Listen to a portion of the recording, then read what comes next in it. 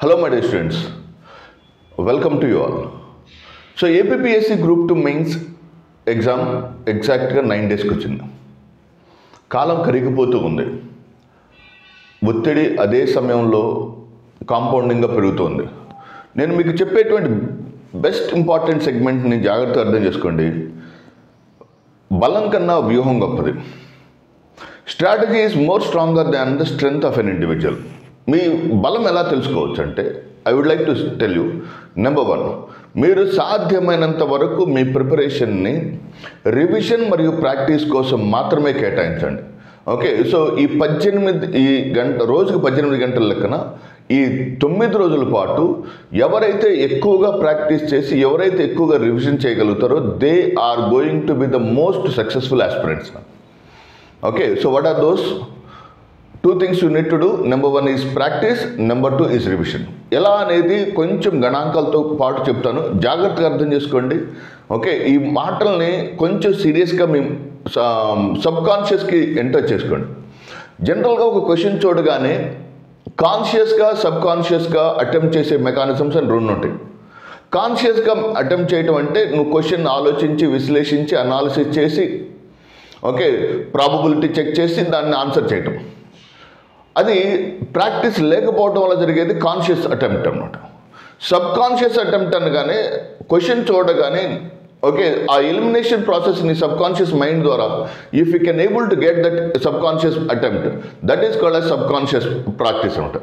So నేను మీకు ఇక్కడ చెప్పదలుచుకుంది ఏంటంటే సాధ్యమైనంత వరకు సబ్ కాన్షియస్ అటెంప్ట్ చేయగలిగితే అవి షూర్ షాట్ సక్సెస్ అవుతాయి. ఓకే, ఫర్ ఎగ్జాంపుల్ ఒక క్వశ్చన్ చూశారనుకోండి, ఓకే నీకు ఇన్హరెంట్గా ఆ క్వశ్చన్ మీద సాధికారత వచ్చి ఎలిమినేషన్ టెక్నిక్స్ మీద ప్రాక్టీస్ ఉంటే definitely you can able to score very good marks. So point ఏంటంటే 9 రోజులు మీరు సాధ్యమైనంత వరకు hundreds or thousands of bits practice చేస్తూ ఉండండి. రోజుకు ఒక 2 గంటలు కావచ్చు, రోజుకు ఒక 3 గంటలు, ఎంత వీలైతే అంత ఎక్కువ సమయం ప్రాక్టీస్ మీద ఉంచండి. ప్రాక్టీస్ లేకుండా కనుక మీరు ఎగ్జామ్ హాల్కి వెళ్తే మీరు కాన్షియస్ అటెంప్ట్ చేయాల్సి వస్తుంది. కాన్షియస్ అటెంప్ట్లో తప్పులు జరగడానికి ఎక్కువ ప్రాబిలిటీస్ ఉంది. అట్లానే సబ్ కాన్షియస్లో తప్పులు జరగవని కాదు, సబ్ కాన్షియస్లో కూడా తప్పులు జరుగుతాయి. సబ్ కాన్షియస్ అటెంప్ట్లో percentage of blunders will be very less అనమాట. So practice makes perfect. Okay, so ఇది మాత్రం మీరు బాగా తలకెక్కించుకోండి. లెట్ us see the గణాంకాలు. For example 120 out of 300 questions out of 300 క్వశ్చన్స్లో మొత్తం total number of questions you are going to attempt are 300 questions. ఈ 300 క్వశ్చన్స్లో 120 మార్క్స్ ఎవరికంటే అంటే 90,000 స్టూడెంట్స్లో 90,000 అటెంప్ట్ చేయబోయే స్టూడెంట్స్లో 10% 9,000 స్టూడెంట్స్ మాత్రం చాలా ఈజీగా 120 మార్క్స్ స్కోర్ చేయగలుగుతారు. అంటే 120 questions across all papers, across all components. Paper 1లో ఉన్నటువంటి సోషల్ హిస్టరీ ఆఫ్ ఆంధ్రప్రదేశ్ కావచ్చు, ఆర్ఎల్స్ ఇండియన్ కాన్స్టిట్యూషన్ కావచ్చు, Indian and AP economy, as well as in the case of ఈ science and technology environment. 4 components నుంచి కొన్ని topics నుంచి ఎక్కువ రావచ్చు, కొన్ని టాపిక్స్ నుంచి తక్కువ రావచ్చు. ఓకే, సెకండ్ థాట్ లేకుండా, ఎటువంటి కన్ఫ్యూషన్ లేకుండా, నెగిటివ్ మార్కింగ్ నష్టపోకుండా మ్యాక్సిమం నెంబర్ ఆఫ్ స్టూడెంట్స్ అంటే ఐ వుడ్ సే 9,000 స్టూడెంట్స్ మాత్రం దీంట్లో డెఫినెట్గా 120 మార్క్స్ స్కోర్ చేసుకుంటారు. ఇక్కడ యుద్ధం అంతా, ఇక్కడ పోటీ అంతా దేని గురించి అంటే రిమైనింగ్ ఆ 80 క్వశ్చన్స్ గురించి అన్న. రెస్ట్ ఆఫ్ ద 80 క్వశ్చన్స్ మాత్రం మీ భవిష్యత్తును మారుస్తాయి. ఇక్కడే ఆ రెస్ట్ ఆఫ్ ద 80 క్వశ్చన్స్లో ఎలిమినేట్ చేయాలా? ఓకే, ఎలిమినేట్ చేయాల్సినప్పుడు రిస్క్ తీసుకోవాలి.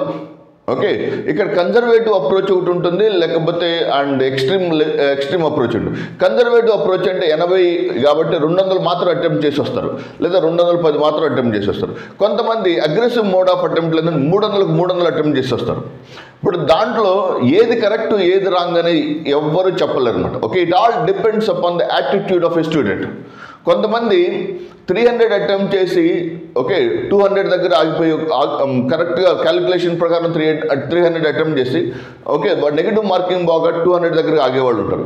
కొంతమంది 220 అటెంప్ట్ చేసి చాలా జాగ్రత్తగా ప్రతి ఒక్క క్వశ్చన్ విశ్లేషించుకుంటూ సబ్ కాన్షియస్ మెమరీకి వర్క్ చేసుకుంటూ 220 క్వశ్చన్స్లో నెగిటివ్ మార్కింగ్ ఒక 15 పోగా 200 దగ్గర ఆగిపోతారు. ఓకే, నేను మీకు ఏం చెప్పాలనుకుంటున్నానంటే ఎవరో చెప్పారని ఎవరో ఏదో చేస్తున్నారని మీరు మాత్రం అలా ఉండండి. అంటే మీకు ఒక్కొక్క వ్యక్తికి ఒక్కొక్క ప్రత్యేకమైనటువంటి మైండ్ సెట్ సెట్ ఉంటుంది.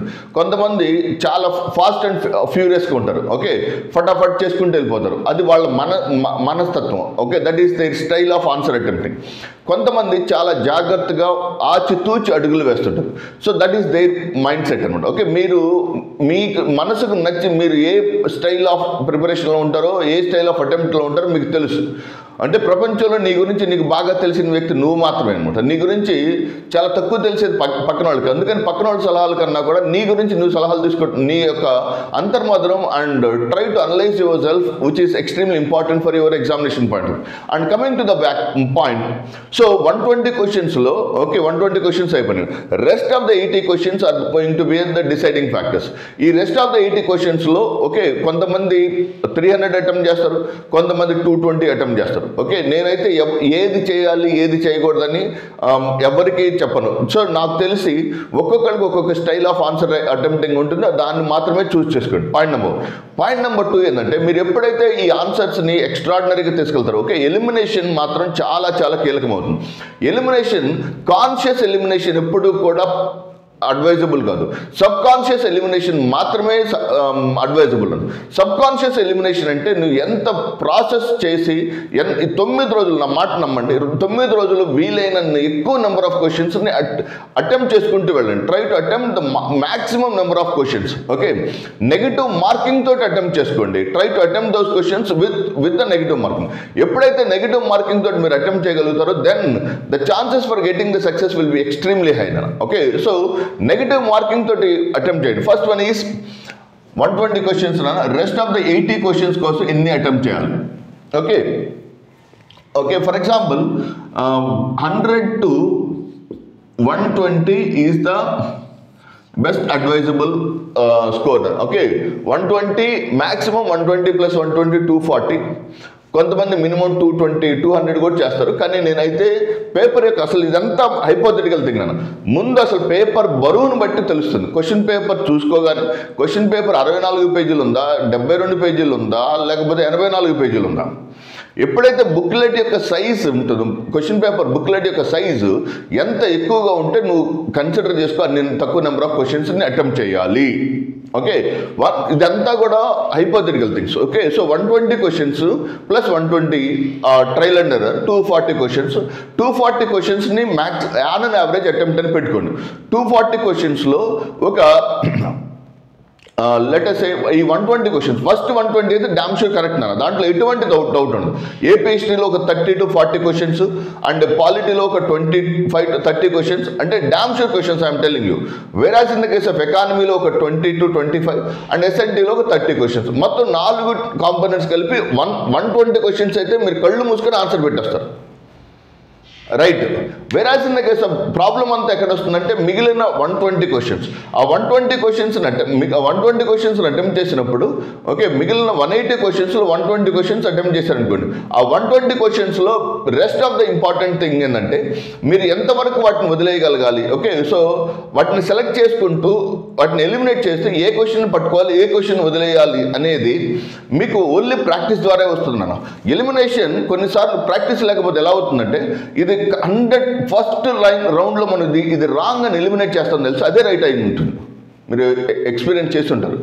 ఫర్ ఎగ్జాంపుల్ ఒక క్వశ్చన్లో లెటర్స్ ఒక ఆన్సర్ రైట్ అనుకున్నాం, కానీ దాన్ని ఎలిమినేట్ చేసావు, అది రాంగ్ అని ఎలిమినేట్ చేసావు. మీకు విషయం ఏంటంటే అదే రైట్ ఆన్సర్ అవుతుంది. ఫస్ట్ రౌండ్లో ఎలిమినేట్ చేసేదే రైట్ ఆన్సర్ అవుతుంది. అంటే అదంతా ఎప్పుడు అవుతుందంటే only because of lack of practice అనమాట. Try to do as many number of questions in practice, particularly in terms of negative మార్కింగ్లో ప్రాక్టీస్ని ఎక్కువగా చేస్తూ ఉండండి. అప్పుడు మీకు ప్రయాణం చాలా సులభతరం అవుతుంది. You can make the journey in a very very comfortable manner. So this is the one sincere suggestion I can give you to crack APPSC Group 2 mains అన్నాం. 120 క్వశ్చన్స్ మాత్రం అందరూ చేయగలుగుతున్నారు. నాకున్నటువంటి అంచనా అవగాహన మేరకు ఎవ్రీబడి మే స్టూడ్ at 120. ఆ rest of the 80 క్వశ్చన్స్లో okay 10% of the marks deciding factors అన్నాను. ఓకే, నేను ఫస్ట్ నుంచి చెప్తాను చూడండి, మీ విజయ అవకాశాలను ప్రభావితం చేసే నెంబర్ ఆఫ్ క్వశ్చన్ మార్క్స్ అంటే 30 మార్క్స్. అంటే 10%. 30లో 300లో 10% ఈజ్ నథింగ్ బట్ 30 మార్క్స్. ఆ 30 మార్క్స్ని కనుక ప్రాపర్గా హ్యాండిల్ చేయగలిగితేనే ఆ విజయ అవకాశాలు ప్రభావితం ఉంటాయి. ఆ 30 మార్క్స్ కోసం అంటే ఓకే, అందరూ అభ్యర్థులు మళ్ళీ 120 మార్క్స్ కోసం చదువుతుంటారు. నేను ఇప్పటి 9 రోజులు మీకు చెప్పేది ఏంటంటే 120 మార్క్స్కి రివిజన్ చేసుకోండి, మిగిలిన 80 మార్క్స్ కోసం ప్రాక్టీస్ చేసుకోండి.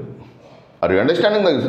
సో 120 క్వశ్చన్స్ కోసం try to make for the revision. And whereas in the case of 80 questions కోసం ప్రాక్టీస్ చేయండి. Try to do as much as possible practice for the rest of the 80 questions. So that is the one sincere suggestion I can give you to attempt the questions called as APPSC group 2 మెయిన్స్కి సంబంధించినటువంటి ఎగ్జామ్లు. కొంచెం ఓపిక్గా ఈ ప్రాసెస్ని 9 రోజులు రోజుకు 18 గంటల లెక్కన ప్రాక్టీస్ చేయండి. డెఫినెట్గా విజయం మీ సొంతం అవుతుంది. Thank you very much. All the very best. God bless you all.